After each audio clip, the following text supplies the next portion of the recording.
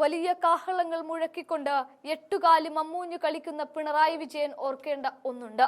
നിങ്ങൾ ഈ കൊട്ടിഘോഷിച്ച് തെരഞ്ഞെടുപ്പിലേക്ക് അടുക്കാറാവുമ്പോൾ ഉദ്ഘാടനം ചെയ്യുന്ന വിഴിഞ്ഞം തുറമുഖം, അതിന് എത്രയൊക്കെ തെറ്റാലും മാറ്റാലും ശരി, ആ തുറമുഖത്ത് ഇന്ന് ഉമ്മൻചാണ്ടി മാത്രമായിരിക്കും ആദരിക്കപ്പെടുക, ഓർമ്മിക്കപ്പെടുക, വാഴ്ത്തപ്പെടുക.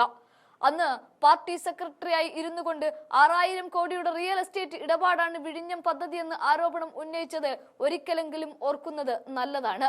തീർന്നില്ല ആ പഴയ ദേശാഭിമാനി. അതൊന്ന് എടുത്തു വെച്ച് നോക്കണം. എന്തിനാണ് എന്നല്ലേ? കടൽ കൊള്ള, മത്സ്യബന്ധനത്തിന് മരണമണി, കടലിന് കണ്ണീരിന്റെ ഉപ്പ് തുടങ്ങിയ തലക്കെട്ടുകൾ നിരത്തി വിഴിഞ്ഞത്തെ കടലിൽ കളയാൻ പറഞ്ഞ ഏക പത്രമാണ് ദേശാഭിമാനി.